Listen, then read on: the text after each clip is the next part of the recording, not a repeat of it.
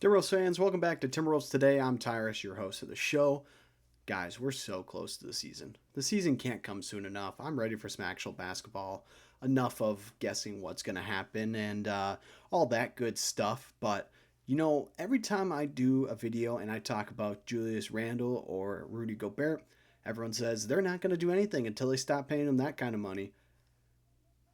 You're not wrong.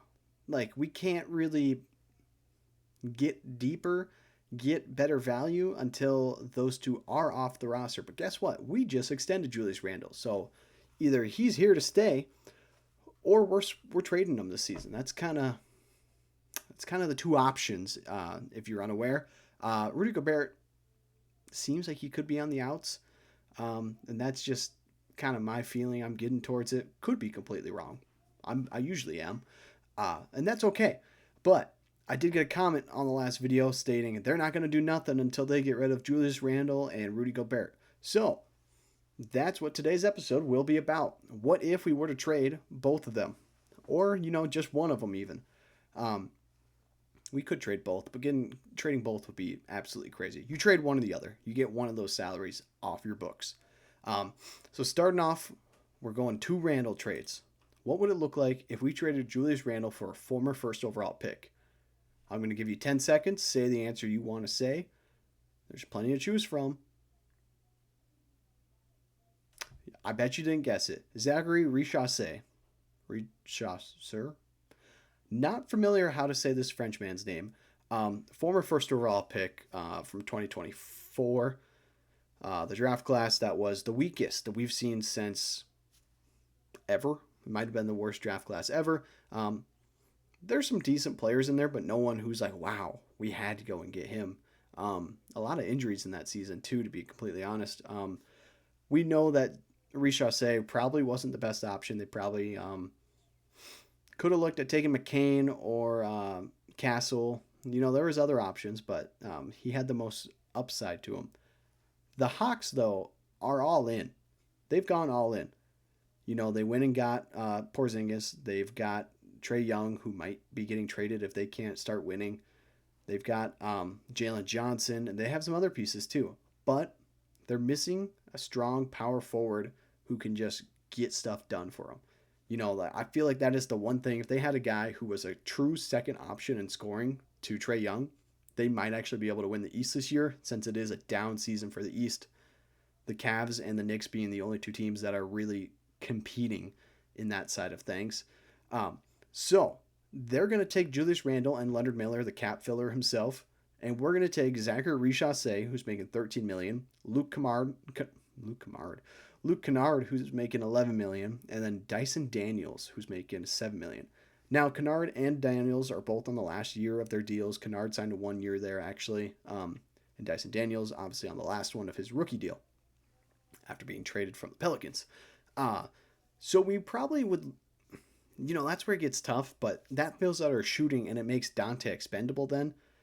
Daniels picks up on the defense and he's a point guard. He would slide in nicely in the starting position. I would expect him to be a guy that they would re-sign. Richasser, obviously, on the deal for the next 3 years. He'd be great off the bench behind Jaden. Really helps clear up our bench issues by getting these three players. Helps our shooting, helps our defense. Richasser can kind of develop and come along on his own. He doesn't have to be rushed the way the Hawks are probably going to rush his development. And it also gets Randle's $30 million by one person off our books. By the end of this year, we're looking at only $13 million on the books and $18 million possibly walking, but you would assume that Daniels will probably sign a $20 to $25 million deal after this year. That's the going rate. That's the going rate for a decent point guard. It's not a shock. I like the trade. All three of those guys, I kind of believe in. Like, Daniels 100% should have won an award last year. That's for sure. He didn't. Probably should have won Defensive Player of the Year. That's the one he was up for, right? Am I crazy? Do I not know ball all of a sudden? I think Dyson Daniels is a very good player. I don't know if the Hawks actually would move him, but I think a deal like this would be enticing enough for them that they would feel motivated to do so. We'd obviously have to toss him a couple picks. That's kind of the going rate too. But in the end of it, we'd have two first round picks playing together. That doesn't happen very often. I can't think of the last time that happened on the Timberwolves.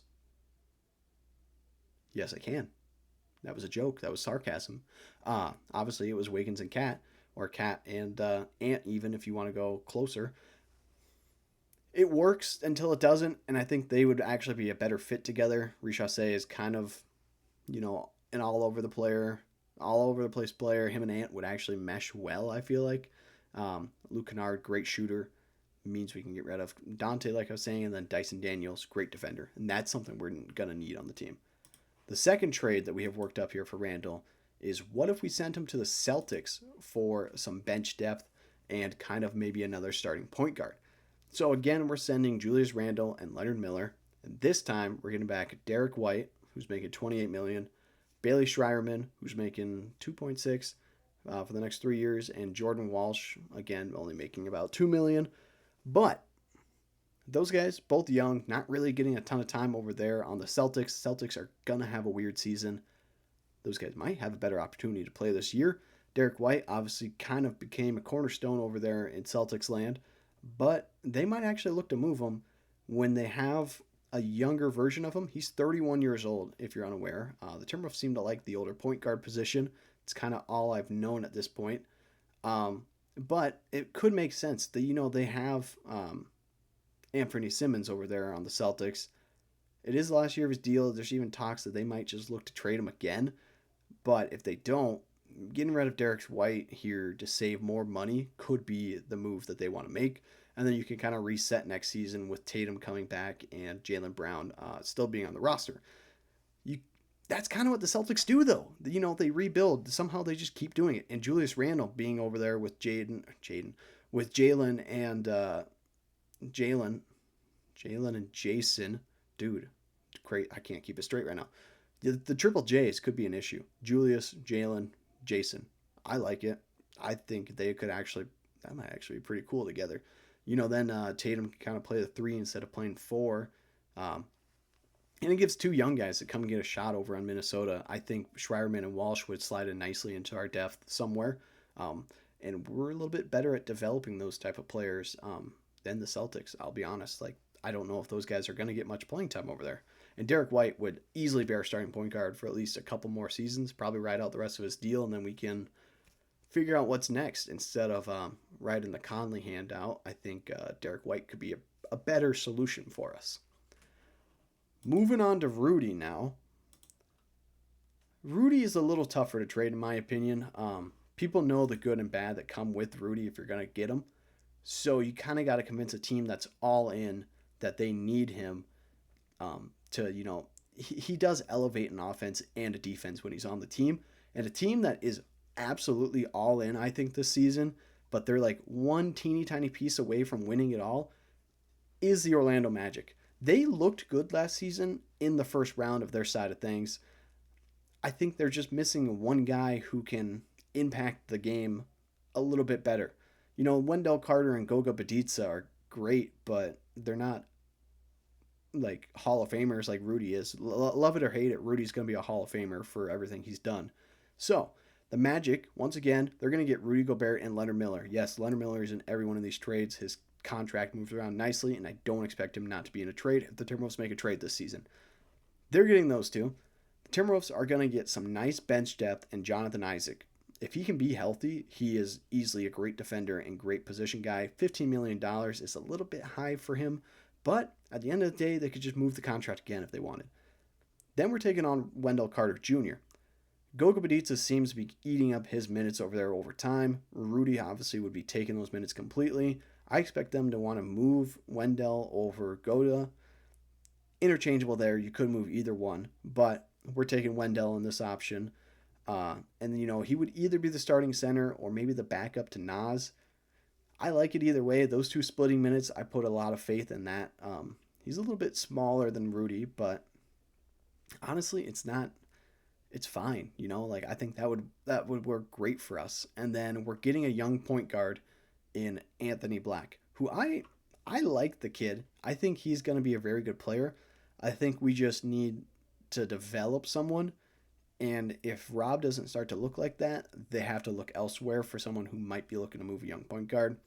And, just looking at the roster of the Magic, Anthony Black might be the odd man out in, Desmond Bane's going to play shooting guard. Jalen Suggs is going to play point guard. They just signed Tyus Jones to only a 1 year, but it's probably going to happen that he's going to get extended. And, that does kind of put Anthony Black down at the third option then. Then lastly, if you're going to trade Rudy, the team that was in the finals last year needs a center because for whatever reason, they decided not to sign back Miles Turner, and he walked, and now he's on the Bucks.